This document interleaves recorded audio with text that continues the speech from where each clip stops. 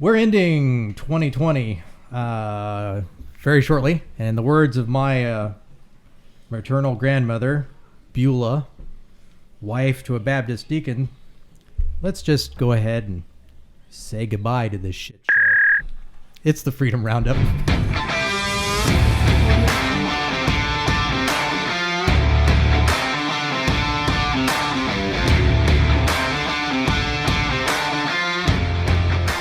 Welcome to the Freedom Roundup. I'm Shaun Horner, Executive Director of the Heartland Fund Incorporated. Joining me in tonight's podcast is Kress Cambers, Treasurer for the Jackson County Republican Party, and special guest Greg Moody, Michelle Horner, High Noon Republican President and Executive Committee Member for the Heartland Fund Incorporated, and last but not least, Jeff Coleman, 32nd District Representative for the state of Missouri. Hello, all. Hey!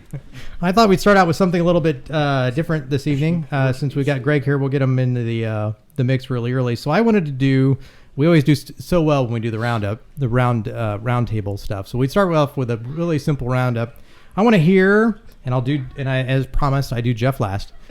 I want to hear. Wait a second.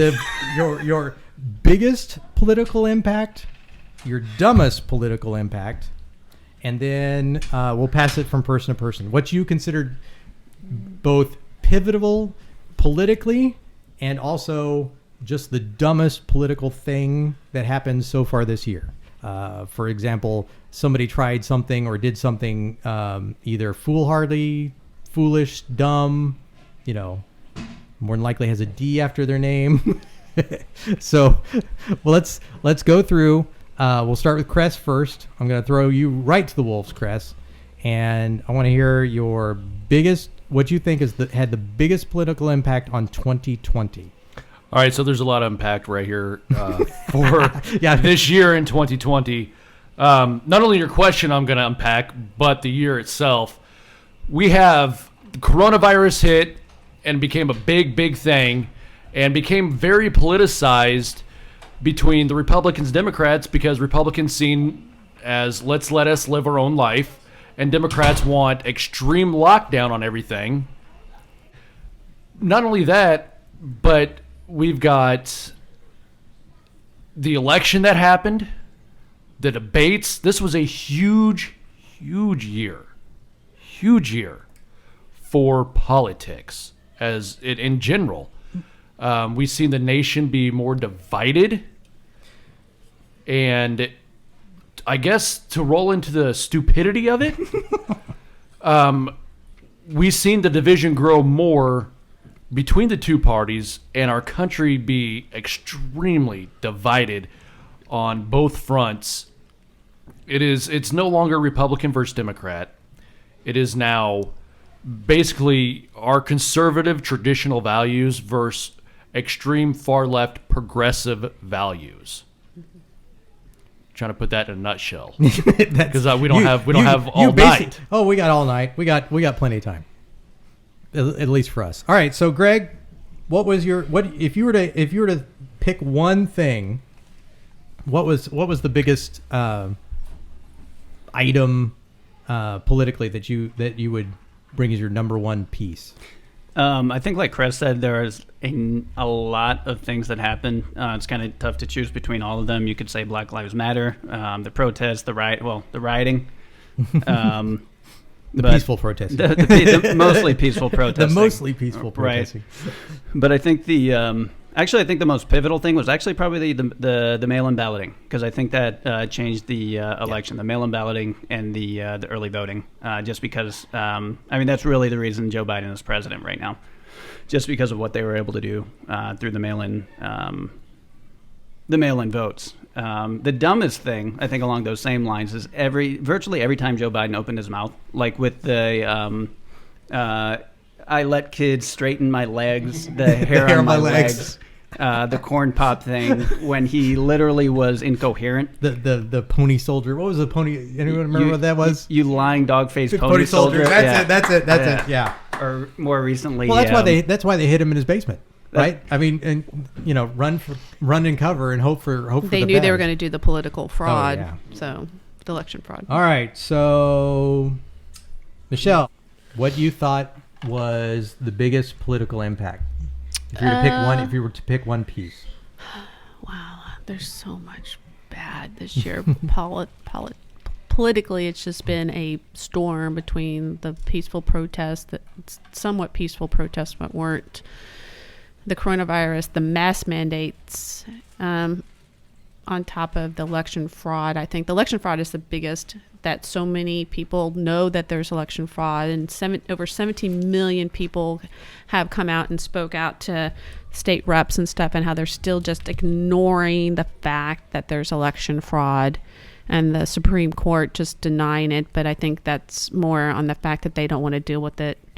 To the mask mandates, which I think is just probably one of the stupidest, but it's also probably one of the biggest, because when you has anybody here opened a pack of the cloth mask yourselves? Me and Shaun did. Absolutely. Oh, wait. I think there is an insert in each thing, and on the front it's Chinese. And on the back, you flip it over, and it says, "These are not used for medical purposes. These are only for decoration." What it says. So the ones we get for work, because now they're we're only required. the cloth ones, if you buy them like at Kohl's and stuff, because I bought some for the kids, and I was like, "Oh, what's this?" And I looked because it has Chinese, and then I flipped over the back. I'm like, "Oh my gosh!" It's like, has anybody actually read this crap? It that says they're only not to be used to protect against coronavirus. And they, but we're still, everyone's still, and if you don't wear one of these stupid masks, people give you this look. So I stopped wearing my mask, or I'll put it on, but then I'll just put it underneath my chin, because it's literally nothing more than to control the people. And the Chinese have even said that they want to control us, and they do it by doing little things like covering your face, and which the Muslims do to their women, and they start teaching people to cover their face. So to me, the stupidest part is people believing this and trying to think that this is actually making them healthier.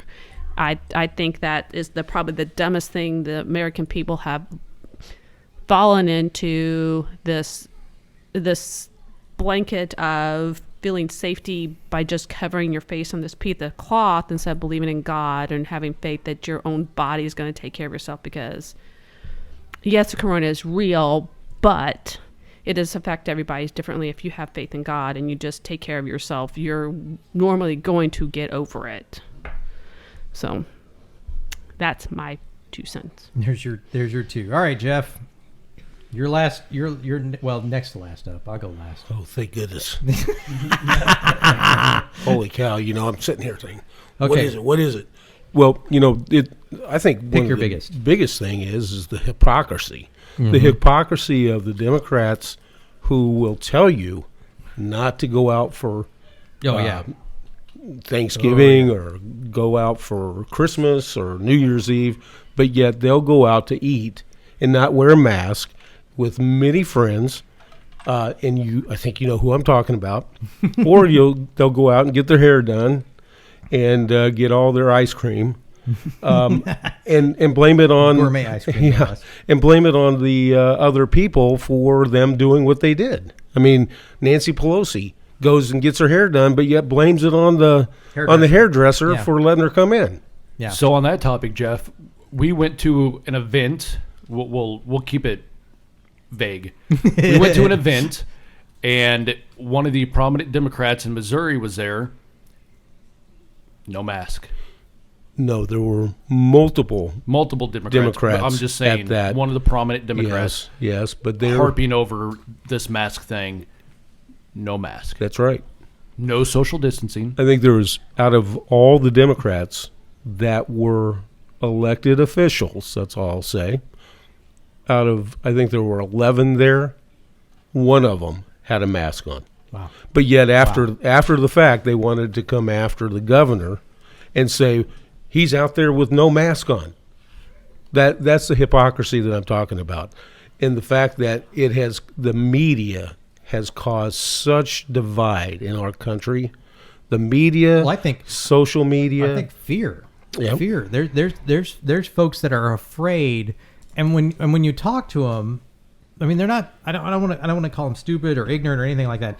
I think they're the biggest problem that they have is they're not. They're buying in the fear. They're afraid, and perhaps they have one of those mitigating factors, because we're always told that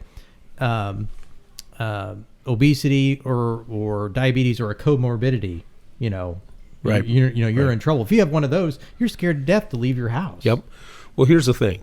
People will sit here on the opposite side of the aisle, the people I'm talking about right now, and they'll listen to this tonight and say that we don't care about anybody. Right. That we're just there. We're putting out all this rhetoric that doesn't really add up to what the concern should be with COVID. Yet, on the other side of that, they're doing exactly the same thing. They're coming after us. We're coming at it with facts and real numbers. They'll come at it, and they will come after us for making these kinds of statements and say how horrible we are that we're not giving the whole truth. Right. But that's exactly what they're not doing. Right. It's crazy, and it makes me crazy, and I just wish it would go away. 2021. Yeah, just a scant few hours away. For me, the biggest is kind of what Greg was saying.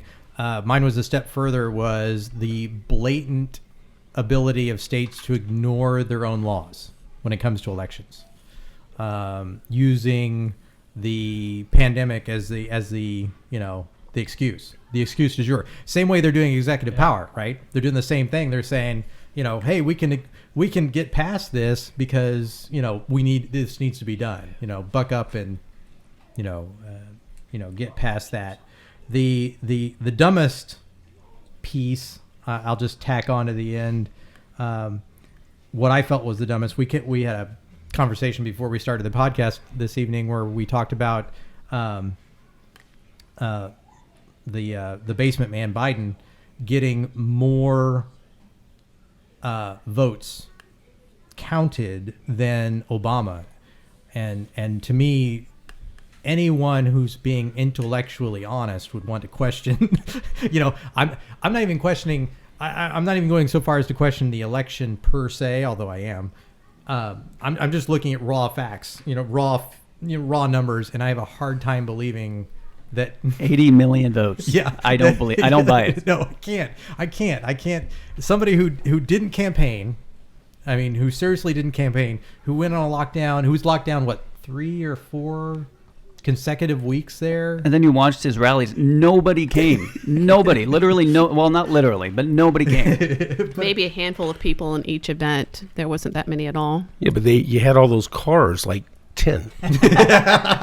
Tens of tens. And then you have this old man sitting there yelling at cars. It was hysterical. Yeah. Well, and then remember that one event that he had that was right across from the Republican event, and you could hear in the background the Republicans cheering for Trump over him speaking. You couldn't even hear him speak because they were so loud for Trump. It was hilarious. It was great. I'm just really concerned. It's been too easy for our public officials to just do emergency powers for no real reason. Whether it's a test run or it was just a mad grab, I'm not going to speculate. But it just seemed way too easy to just go, we have to overlook this because of COVID. Well, and another thing that's really sort of kind of shocking me with all of this, which none of us have brought up, which to me it's a big political thing, which I should have brought up, is the fact that nobody in our House or Senate has mentioned China training with Canada and Mexico on our borders. Absolutely, with the Canadians. And they've done it with Mexico too. So I didn't hear about Mexico, but I definitely heard about the Canadians, which is that's very scary. It's very scary. Well, Mexico's on our front doorstep. Mexico's kind of stuck because I believe that there are 2 bases that they allowed China through the Belt and Road Initiative to establish. See, I didn't know that. I believe 2. I'd have to look. I was not prepared to discuss that. But yeah, that doesn't fit the biggest or dumbest. That's just damn scary. Well, I'm just saying it's just our Republicans and our senators should be speaking up and saying something about it. Well, Because we appear to be spinning up our war machine, but once again facing the other direction. I don't know if you all saw that relatively recently, that we had B-52s Correct. doing extra Yep. flights. Yep. It's like we're spinning up. We're preparing for our never. Well, not only that, we have our naval ships on both sides of the coast preparing for some type of attack, it looks like.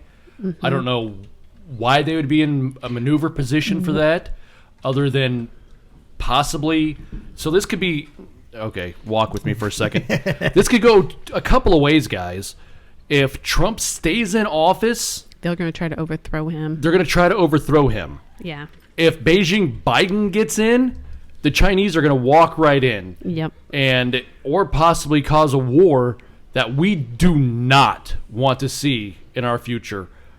You want to talk about nuclear This is scary. war? Yeah, this is scary. There is serious trouble on the horizon. One way or the other. It's One way or the other, yes. Where China just walks in with Biden, or China fights its way in with Trump. And I think, remember, Trump's campaign allowed Biden's team to do with the Pentagon, and the Pentagon gave him false information, and immediately China moved their troops to the area that they told Biden's team, and they kicked the Biden's team out because they leaked the information where the troops and were. they stopped giving him the national security briefing, their daily national security briefings because of that. He was leaking information to China, and no one in the mainstream news media is talking about this.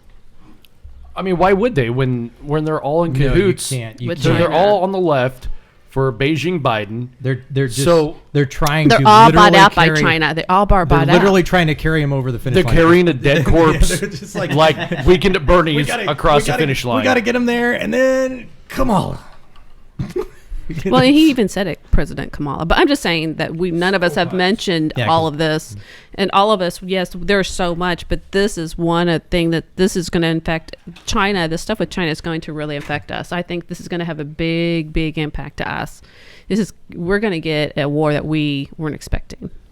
The other thing, if we have time, you're fine. Yeah, the I don't know if it's the dumbest or whatever, but the weirdest thing it is actually the weirdest thing I've seen in my following politics, working at campaigns, the vote count stopping for as long as it did.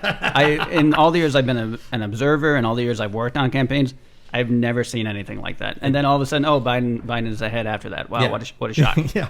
Well, look, we found 200,000 votes. No one has ever At 3 jumped in a.m. history that many votes, and it didn't go towards, libertarian or to anything. Only to Biden. It didn't Yeah. go to anybody else in all the other parties. Just to Biden, which that's never happened either. Yeah, there was not there. Yeah, there's a that not just the vote count, but certainly when we start talking about what they refer to as down ballot, right? Where it's not just the head of the ticket, but everyone else. Right. It's like the head of the ticket, nothing Right. else. Right? Yeah, exactly. It was just the head of the ticket. It was like And there were 200,000 only- votes, and it's like, well, then nothing. Yeah, but they only voted for Biden. They didn't vote for the governor. Right. They didn't vote for the senator. Right. They only voted It for was Biden. only Biden votes, Yeah, right? it is only the top of the ticket and nothing else. So Sorry, but did you know it was our favorite senator's birthday today? no, I did not.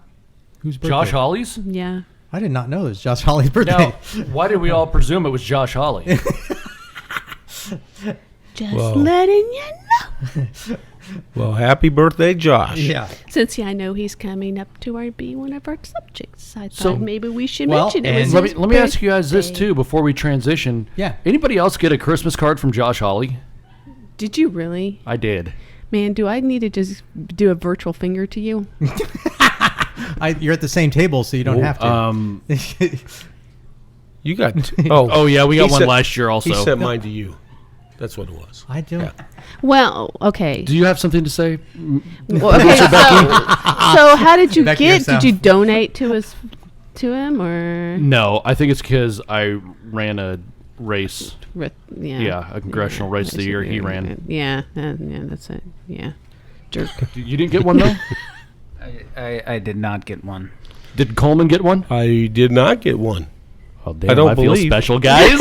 You should. Wow. Yeah, I don't. But don't I believe do like did. him, so I only set up his Kansas City office. Why would I get a... Well, Why would and you- did you see also? Oh, 'cause- we're on just on this subject. Mitch McConnell did a call for the GOP, and he called out Josh Hawley for why he's going to reject those votes, and Hawley wasn't even on the call. It is on all over right now on Facebook. I thought you guys might want to know. Nobody likes Cocaine Mitch, it seems. All right, so let's go ahead. Since we already mentioned Hawley, let's talk about him and what he's currently doing about the electoral count. That's you, Kress. I'm looking at you because you really wanted. It's to going talk my about- way. I'm sorry. This time I wanted you to talk. So on the last solo podcast that we did, or that I did, I talked about from the constitutioncenter.org, Senator-elect Tommy Tuberville standing up and basically denying, or what's the word I'm looking for? Rejecting. Rejecting. Thank you. Rejecting the That results. was Jeff Coleman, by the way. I'm sorry, Jeff. We're sort of overthrowing. Yeah, Jeff and I are just quietly listening because we're. Rejecting the results, and I said there's many other senators thinking about doing it. Well, Josh Hawley actually stepped up, and he said that he is going to reject the results as well, which is awesome. And I was thinking, what did I tell you, Jeff, the other day, that a Missouri... Question. What? Question. Yes. So here we've got, it's a softball, so get ready. Okay. So here we've got the junior senator, Josh Hawley, Yes. doing this. But the senior senator who helped the original inauguration of our president, Roy Blunt, where is he at? So, Mr. Senator Blunt, he said that the election results are what they are, and he is not going to reject the results, which we know he was part of the entire quote-unquote swampiness establishment part of it. The cufflink. He was just excited, I think, that... I'm excited is not the word. Let me rephrase this. He was going with the flow. His state overwhelmingly voted for Trump. So, of course, he had to be on the train or not, back of a lack of a better word, Trump train phrase. Mm-hmm. So, he's wishy-washy. But Senator Hawley said that... He's always been a Trump supporter. Oh, yeah, absolutely. Well, he rode his coattails in. He rode his coattails. I mean, in a good that's way. how we got elected. And he got overwhelmingly elected, yeah. But what did I tell you, Jeff? There was going to be a Missouri representative also standing up saying that they would reject the results. And who did I say? Billy Long. Billy Long. And come to find out... Back to the bank. Sold! And Jason Smith is So come to find out today, Ann Wagner, Yep. Jason Smith, we have Billy Long, of course, Sam Graves, and Vicky Hartzler. The 6 out of the 8 federal representatives that we had, the other 2 are Democrats, so of course they're going to be throwaways and not, Yeah. They're going to reject these results, which is very exciting. My name's David. I'm Jeff Coleman's son. Hey, David, welcome to the podcast. Hey, so why should they accept the results when they fail to audit half of the states? Like, why, if they're not afraid of anything, why wouldn't they want to audit? Right. Like, if it's so secure, then the audit should show nothing, correct? Correct. You're correct. But they won't allow the audit in 2 areas, Maricopa County and Arizona, as well as in Georgia. They're not, because they know that there's fraud there. Saying, they know there's fraud there, and they don't want to do it. They're fighting it. Yeah, that's crazy to me. Like, if there's nothing to hide, then the audit should be no problem. Yeah, exactly. Yeah. Then they should just be able to audit and be fine. So I also think, Michelle, we're going to disagree on this 110%. The claws are coming out, and I see the virtual middle fingers coming up. 1, 2, 3, go. I think this is very, very dangerous for democracy. And I'll tell you why. If our team can do it now, and we say it's okay, what it's gonna start a precedent. And what's going to stop the Democrats from doing it next time? Well, and that's the thing is that the Democrats have been doing this for years, debating. Every Thank time a you. Republicans Exactly. wins, they've always been doing this. But the thing is that we're also setting a precedent by allowing the voter fraud to keep continuing. Because once you've continued the voter fraud, And we've it's always- never going to end. And we know that now it has come out that maybe even Obama got elected via voter fraud. So they're saying that this goes back to just not the president. This has gone back to why California Well, and is we've being always joked elected and about- all this other stuff. If you continue to let this happen, we are going to become a banana republic in every aspect of the term banana republic.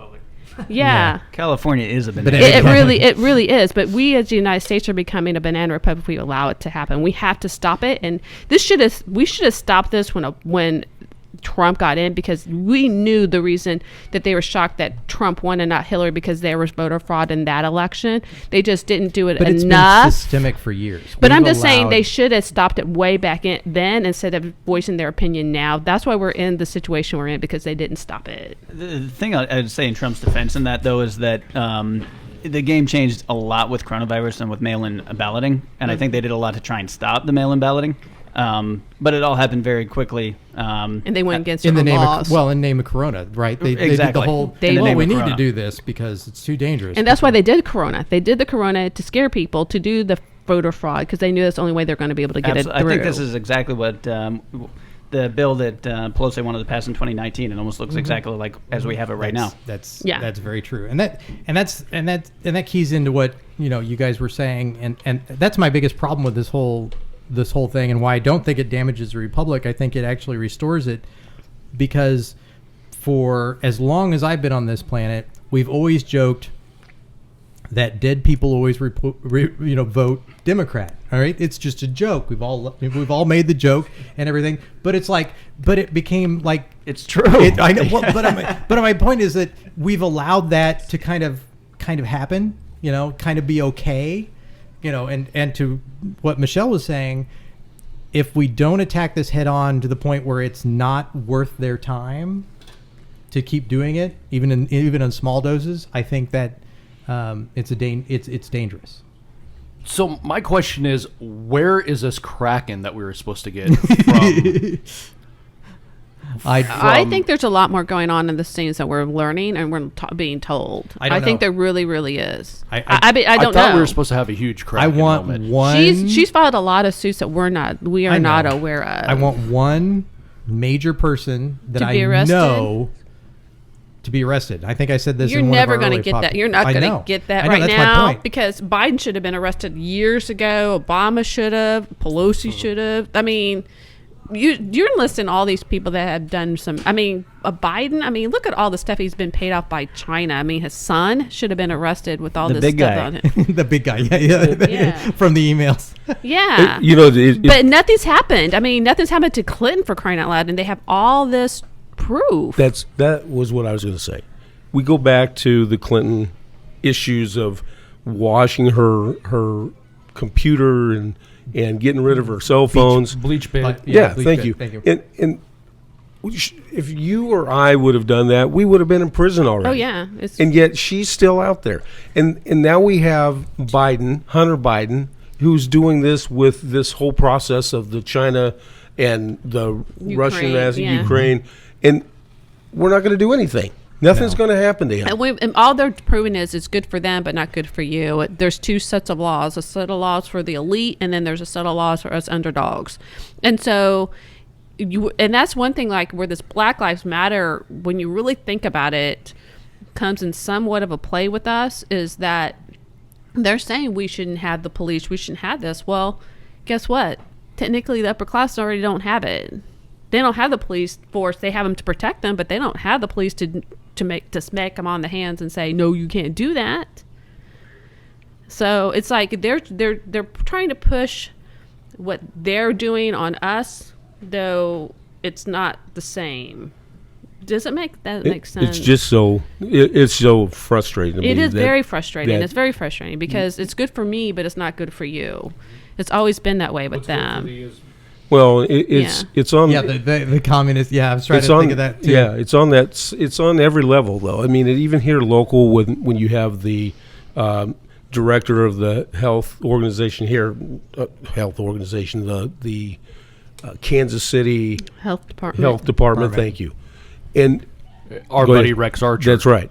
Here he is up there through this whole process saying you can go to work and you can't go to work. The big boys can go to work. The little guys, you can't go to work. Which is funny because when we were at Walmart, it was yesterday. No, it was today. It was today. We went to Walmart and there was this huge line, and I'm like, "This is okay," but Yeah. So my point is that you can sit there and tell somebody that they can't work.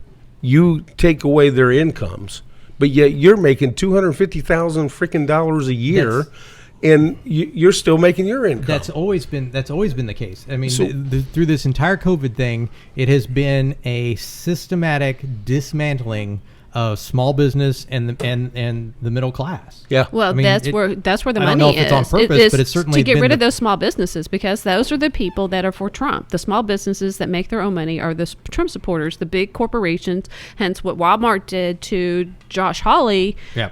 where he made that they made that comment. Yeah, good for your 2-hour. Good job for getting your 2-hour debate.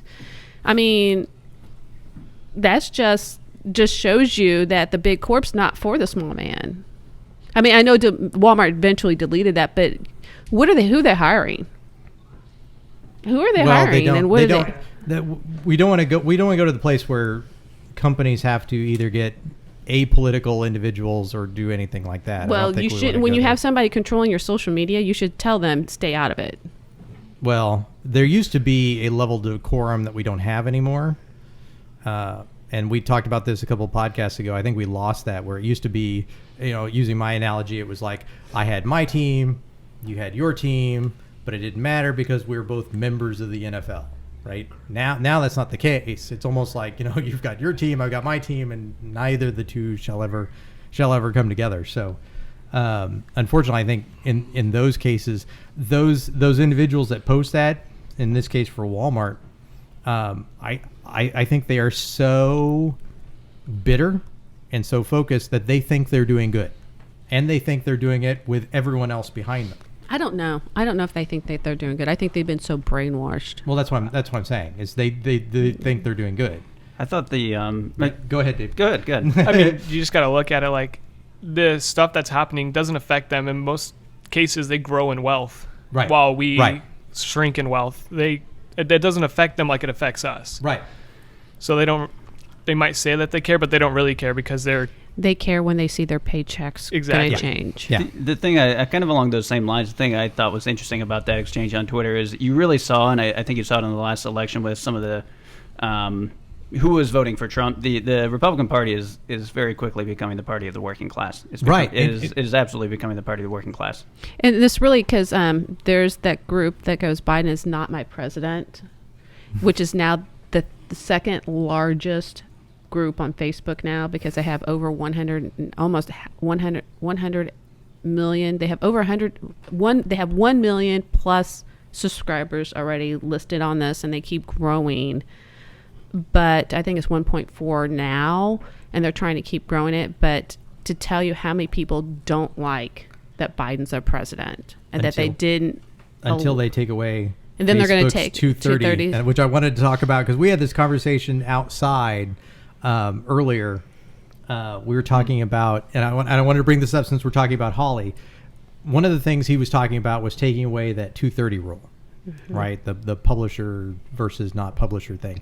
And Greg, you brought up a great point, which I wanted you to mention now about the implications of that and what would happen from their point of view, from Facebook or Twitter or that sort of thing. Right. Essentially, basically what it means is that they would become liable for what you post on Twitter and what you post on Facebook. So then the law right now actually favors the left. So if you said something that was totally bigoted, like there are two genders, they could take that down, right? No, and that's what we're talking about. By taking out that publisher thing, the backlash is they could actually be harsher. because then they'll be liable, which they aren't now, but they would be, and they would have to control even more so. Well, but then they would get sued more because people saying, well, this wasn't any offensive than this post. So it'd be counterproductive for them to actually move. Yeah, but it's cheaper than the ACLU. The thing is, like, the law actually favors the left right now. So you could file a lawsuit, but you would lose. You would that lose lawsuit. now, right now. Right now, but Right. if it changes, you would win the suit. And that's what we were talking about with Holly doing this. We were thinking that perhaps what he should do is, instead of strictly getting rid of the 230, create something else, to take its place. That would help, create something else. Yeah. And one of the things I like is actually, I don't know if this is the only solution, but having like a market solution where everybody's moving over to Parler, which is great, but you don't have, it doesn't have it's kind of like a conservative echo chamber at this point. You don't really have. Yeah, just, well, it's sort of like it's a Twitter. I bet it's a Twitter. It's Twitter. It's Yeah, Twitter. it is. And MayWe just doesn't do the same thing because it's harder to follow your friends on MayWe like it is on Facebook. But every time someone has tried to come up against anything against Facebook has bought them out. Right. Or they forced them out. or even remotely close. I'm kind of trying to deactivate all my social media at this point. I don't know about the rest of everybody. I'm I kind sort of of kind of am. Right now I really do more of my Facebook stuff just to PO my liberal friends off. Because I really don't do the post same a thing. lot. I really don't want to post my personal stuff because I don't want people to really know my personal stuff. I post about, losing our son early this year, but I really post more to PO my liberal friends off, and it's really funny because it really makes them mad. That's what my Instagram story is right now. It's just making liberals mad. I enjoy Yeah. putting. It's like I'll put funny, something anti-COVID, funny. Yeah, because I follow Greg. I get follow their your attention, Instagram, right? and I'm like, that's a good one. I don't know how to I used to have the repost on Instagram, but I stopped doing Instagram. I look at my Instagram. I just don't post a lot on it but I really think those are the best form of communication is Instagram. I really like, but I'm like you. They were talking about that show, the one that tells you how social media has really changed the way we've done things, and people are so focused on our phones, and we need to get away and step back. I agree with that. Absolutely agree with that. That's why I like moving to the country, because we don't have a choice. There's so many other things to do. There is so many other things to do, like the 1,000 cats we have now. And yeah, the house came with 1 cat preloaded with 4, so that was awesome. No, it's not. It was, but they're so cute. but it's like really funny because like his sister told us, we went over there the other day to pick a couch and chair up, and she's like, we haven't heard Blythe from her phone in a while. I'm like, well, she's sort of like, she'll remember she has a phone, then she doesn't, then she does, and she doesn't. Little 7-year-old, yeah. The little 7-year-old, because we gave her so she could still communicate with people down, her grandma and her aunt and uncle, and my Sean's niece goes, Katie goes, maybe I need to do that. And I'm like, yeah, that's really good, because she really nice only getting does away it when from it. she wants to communicate, and then she goes away from it. Yep, And she then she plays goes her play games with a couple of days. She gets bored, and then she goes plays with her cats or her dogs. Yep. All right. So I think what we'll do is we'll take a short break, and we will come back and have Jeff talk about his new bill, talking about the property tax, which is a fun and enjoyable thing here in the state of Missouri. So we'll be right back after a moment from our sponsor. This portion of the Freedom RoundUp podcast sponsored by Valley Oak State Company, with location in Kingsville, Oak Grove, and Blue Springs. Promotional consideration provided by the Heartland Fund Incorporated, sponsoring issues and candidates that care.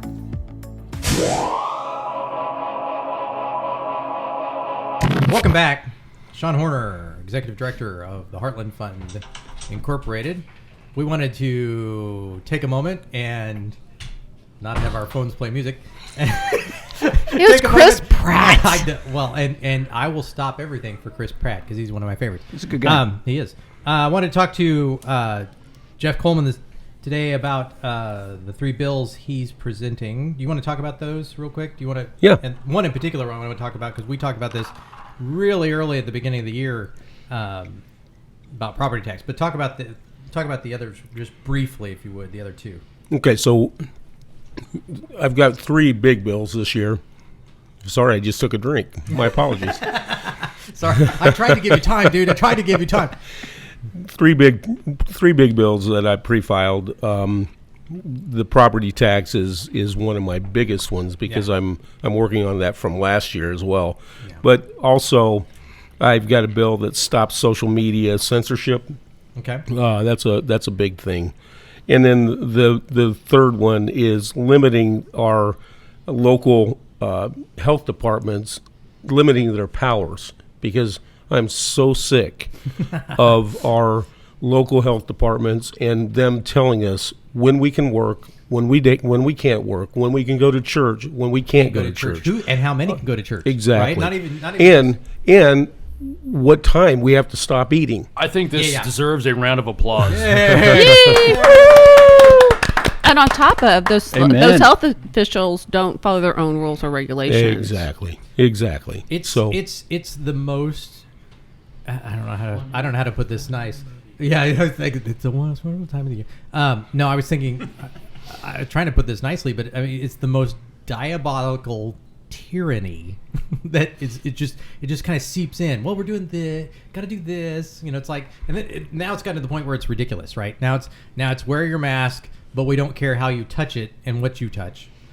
Or how you throw it away. COVID becomes extremely active after 10 p.m. Right. Exactly. What? No. It just seems like it would be probably the opposite, wouldn't it? Yeah, exactly. It just seems like they're trying so hard to just let's turn this dial up just one more. Let's see how much more we can get away with just a little. Well, you have to remember that. Wow, that during the American Revolution, people got together in churches and bars, and that's where they congregated to talk and to revolt against the oppression of the Britain government. And the rules and regulations that these health officials are doing prevent people from going to any of these places that people congregated during the American Revolution to congregate and talk about stuff to overthrow the government. So they're doing exactly that. That's why I think this bill is wonderful, because it takes that power away from those officials trying to get people away from congregating, because that's all that these liberal officials want to do to the American people. Yeah. These bureaucrats need to be controlled somehow. They're unelected people, and this bill will, I'll let you talk about it, but this bill will rein them in. Yeah, it will. I'd really, probably at this point in time, because of our time restraints, want to get back to the tax bill. Yeah, because that's the one we want to mention. Let's come back to this bill, because I think it's extremely important. Yeah. We'll do this the next podcast. Yeah. And it's really near and dear to my heart, because it's so frustrating.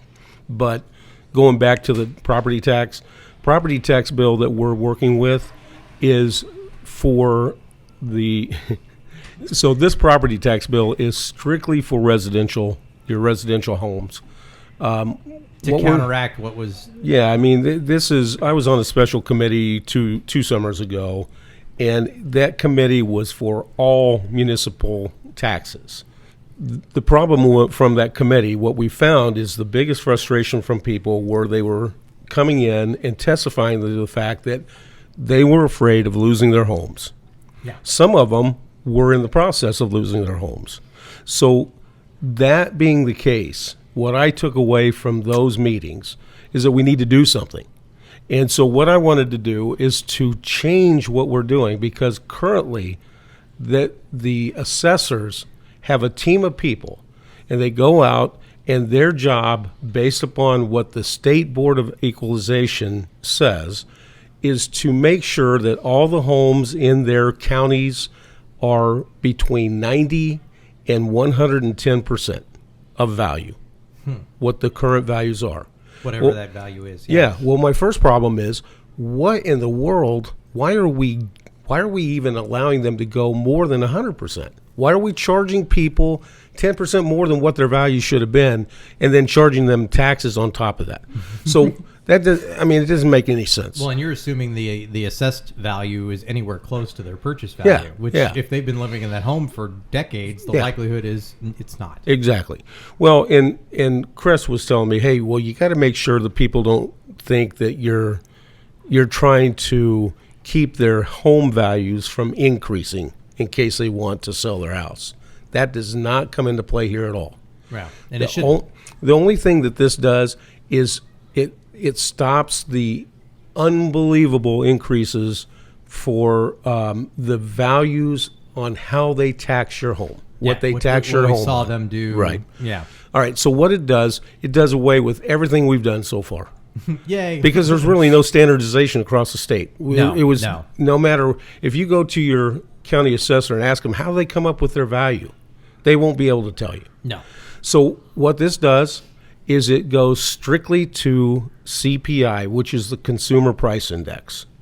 The Consumer Price Index is a factor of inflation. It has lots of different things that it looks at, including housing. Correct. Right? So when we look at CPI and we look at it over the last 40 years, the average annual increase has been just under 2% per year. So you can look at your at the end of the year. Whoa, that was It gave me PTSD. I jumped.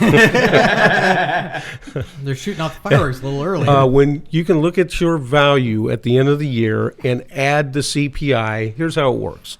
You can go on Google, you can go to the newspaper and find out what CPI is, and you can put that towards your current value, and you'll know exactly how much your value is going to be at the end of the year, which is not something you've been able to do ever at any time. No, it was a magical number that somebody came up with, and I remember having that conversation with my father when I was younger, saying, how does this come up? And he's like, I don't know. Yeah. I mean, it's always been that way. Most people don't. No. So what this does is Jackson County, I'll use that as an example, it stops the assessor from increasing your value.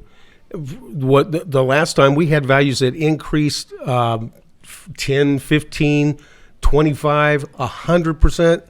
There was one over a 400%. Yeah, I remember that. It was increased. And this does away with all of that. Just insane. So if we get this passed through the House and through the Senate, which I'm going to need everyone's help to do, because it's vital to get this thing through. I need people to come down and to testify or to send your emails to me, which some people have already done, that tells me about their testimony so I can provide that to the committees. And also, just as important, if I'm not your state representative, call your state representative, call your state senator, and call the governor's office. Mm-hmm. Tell them that this is important to you. Yeah. Okay? Yeah, especially since we're past an election year that the I don't want to say the critical issues kind of get put under the rug, and you certainly need that kind of push for property tax, because we'll just fall back on the good old ways we've always done it, right? So Jeff, other than calling your office phone at 573-751-1487. That's a nice plug there. To talk to Beth, your LA. Right.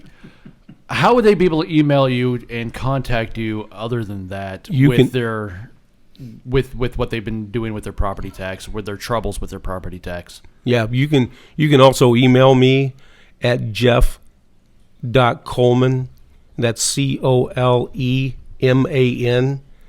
at house.mo for Missouri.gov. So jeff.coleman at house.mo.gov. That's the best way to get a hold of me.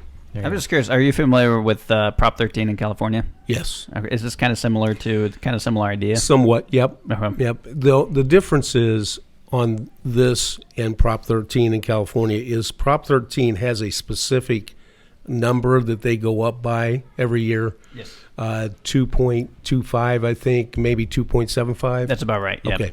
And this will go up by whatever the CPI is, which the average has been under that number, but it is an average. So just depends on what CPI is for that year.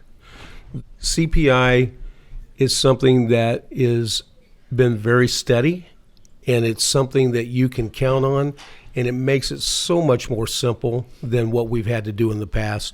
The idea of trying to reduce the taxes came from the Prop 13, and I was out there for some time, and I really appreciated that. And right now, this is there to try to help our seniors specifically and our low-income people. In our last committee meetings over the summer, again, the seniors and the low income were the biggest because they're the ones that are getting hit the worst on this. So again, we just need your support. Look for our town hall meetings, and those will be both virtual and in person. They'll be across the state, so look at our Facebook. That's where we'll be announcing most of them. We'll try to get emails out. And just know that we appreciate your support. I appreciate the opportunity to serve you and to do the things that we need to do to try to bring these things back under control. Yeah. This is going to be a very good bill to help our senior citizens and the low-income residents, and especially senior citizens on fixed incomes. I was gonna say anybody on fixed income. 'Cause Yeah. If you can't count on that fixed income going up and your house goes up, 400% tax-wise, you're So, dead in the water. I want to ask Jeff, it said on your social media there's some special interest groups that are trying to fight this and organizations that are fighting it. Who is trying to fight this, and why would they want to interfere with you helping out the low-income residents and senior citizens on fixed incomes? I mean, that just sounds... Well, and that brings up a good point because the folks which I hesitate a little bit because I understand that they're concerned. I don't want to put them in a bad light, but I will tell you, schools are concerned that I'm gonna eliminate their cash flow, and that's not happening at all. It's the furthest from the truth. Schools will still get increases in their budgets. They think that the budgets are going to go stale or go down. That's not going to happen because CPI is going to allow that to go up every year. We're not taking away what they're already getting, even though that's what they put out, and that's what they want to say to people is that this bill is no good because it's going to take away our budgets. We're not going to be able to pay our teachers. Right. So does it take away the budgets at all? Absolutely does not. Then why are they saying it does? Because they won't eventually get that 1 in 10 cash cow that goes up 400%, right? So then what does the schools have to do with you being on the school board out in Grain Valley? What do the schools have to do then if they're not going to get tax money off of this? Because we already know they get tax money off of tobacco. They get tax money off of lottery. And they get tax money from the gambling boats on the river.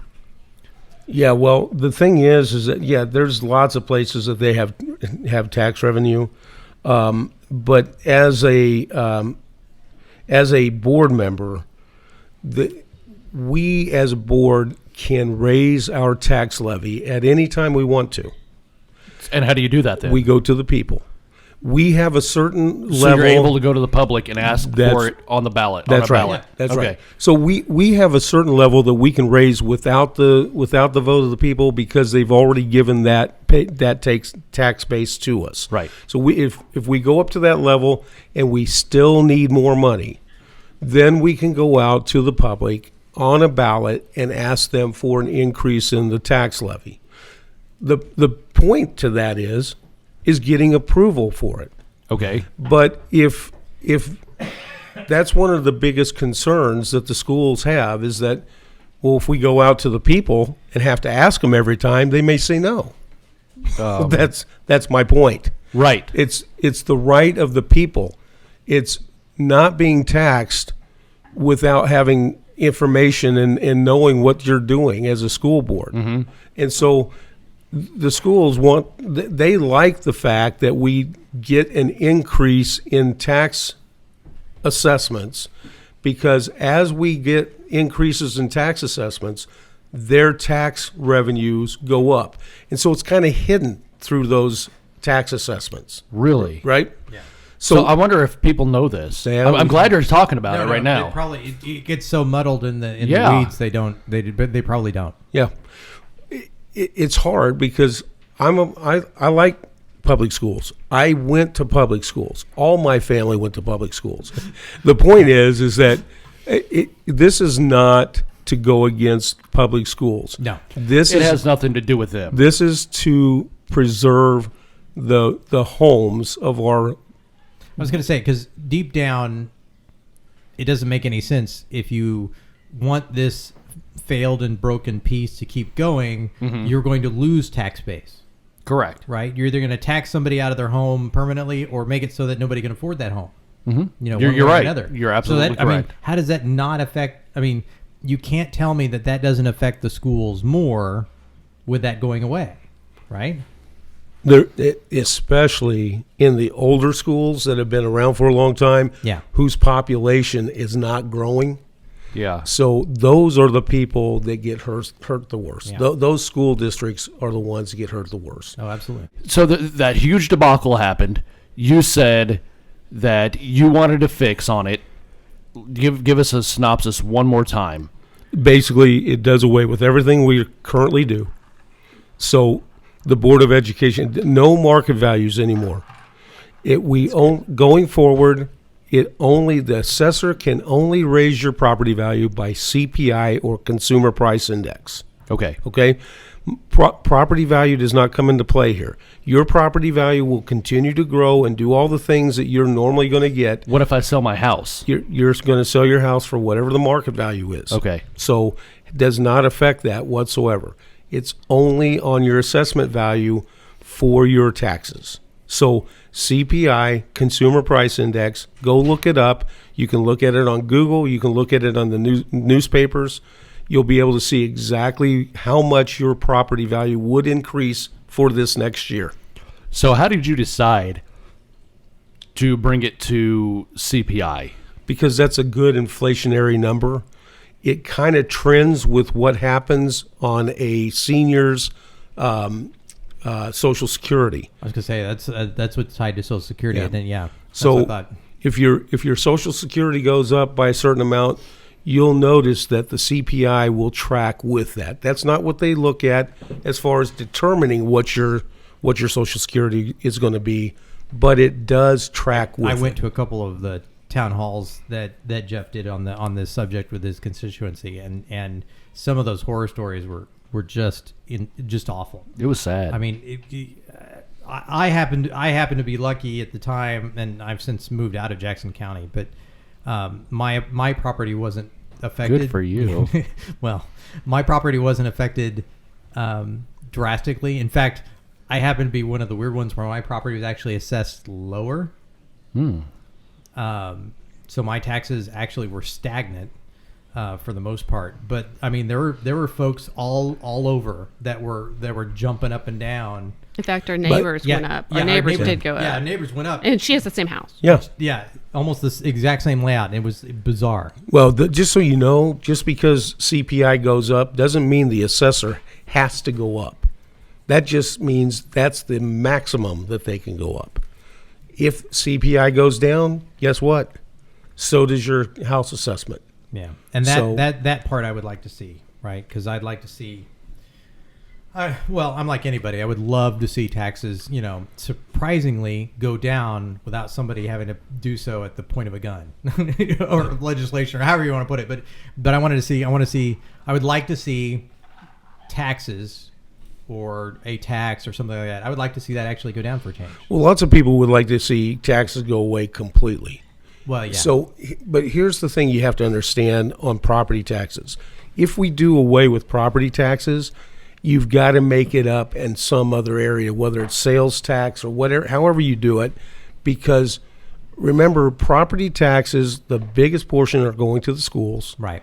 Then the other parts are going to your cities, your local municipalities, such as your police, your fire, library. I remember library being a big one. Right. And so when you look at your property tax, yeah, it's frustrating to see it. But remember, in taxes, what taxes should be for are for your infrastructure and for your protection. Yeah. So with me being on the Republican right, leading libertarian kind of spectrum here, not so hardcore libertarian where I want to abolish every single tax known to man. We need to have some common sense here on what you were saying with the taxes is it'll keep our schools funded. It still will. Mm-hmm. It will still keep our emergency services funded, the libraries, your infrastructure, and your infrastructure. I'm fine as long as we control that tax using some sort of mechanism, in this case CPI or something. I've lived in a state that was entirely sales tax driven, Washington State. I made the mistake, and this is only because I didn't know, of purchasing a vehicle before I moved. So when I moved into that state, they said, congratulations, you purchased a car within the last 6 months. You owe us. Oh yeah. I had to pay sales tax on a car I'd already owned for 4 months. That is outrageous, egregious, but the reason I did and that, ridiculous. But the reason I did that was to avoid the tax, because I knew I'd be moving to that, and that's exactly why they had that law to keep me and other people like me from doing exactly what I did. So I mean, I understand why it was done. It just sucked writing that check again. Not only to the state that I purchased it in originally, that I was no longer living in. Congratulations, here's your bonus. But then moving to this, that sucked. So I mean, I've lived in both. I like what we have here, as long as we don't have these weird, bizarre, gargantuan increases, hiccups, because somebody got lazy, somebody contracted with a company out of state, and that company did a shortcut. I mean, that's what it all came down to, right? Well, just remember, come out to our town hall meetings. Call your state rep, call your state senator, call the governor's office. Tell them that you want this bill passed. We get it through the House, we get it through the Senate. Then it comes out to you as the voter to vote on. So this is not something that we can do in the legislature. All we can do is try to get it on the ballot. That's what this is all about, and we need your help and your support. So those were the big topics we wanted to cover. Was there anything else anyone wanted to mention that we didn't cover tonight? Just want to mention the Thomas Becket, why Trump and the Thomas Becket tweet.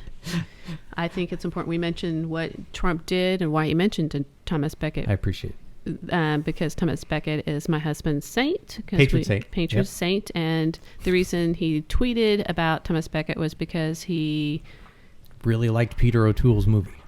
No. It's a good movie. I know, it's my favorite. No, it's because of what he did that basically fueled the mindset that led to the Magna Carta, that led to a bunch of, just basically religious freedom. The religious freedom in general. But Trump retweeted tweeted and mentioned Thomas Becket because he did a thing on religious freedom the same day to make sure he instilled religious freedom in the United States of America. Yeah, just to reiterate that important piece, because, I mean, like it or not, we are in a weird space where we are allowing that particular freedom to just be kind of put on the back burner. There was a time where we could all freely congregate and worship the way we wanted to. Now, I don't know what it's like for you folks, but it's almost like we have to take a number. And if you're lucky enough to join, you can actually be around other humans. Otherwise, you get to watch a Zoom. That's sadly the way it is right now. So what's so sad is that these religious leaders are allowing it instead of realizing what's going on. I think they're starting to wake up, and I think that's gonna continue. Well, what I think is interesting is how many people literally died when the church was on the ground. Literally died to get people to Eucharist, and now today we're just so scared we're sitting there on Zoom calls. Watching masses. It's absolutely ridiculous. Well, I remember a picture where they actually showed during the time of the plague, the priest walk around with this huge stick with the Eucharist on the end of it, right? Because they didn't want to get close. Here's your social distancing from the 1100s, but boy howdy, we're still taking part in the Eucharist though. yeah. But you can't have that because COVID. Oh. Now, and before COVID spreads to the rest of our folks, I'd like to thank you all for listening on behalf of myself, Kress, Greg, Michelle, Jeff, and David. I almost called you Dave. Sorry, David. And myself, Shaun Horner. Thank you very much for listening, and have a good day. Good night. Happy New Year! Good night, Sean. Night all. Brought to you by the Jackson County Republican Party. Contribute at jacomo.gop. That's JACOMO.GOP. And promotional considerations given by Heartland Funding Incorporated, helping promote traditional values and candidates. Contribute at fundingtheheartland.com.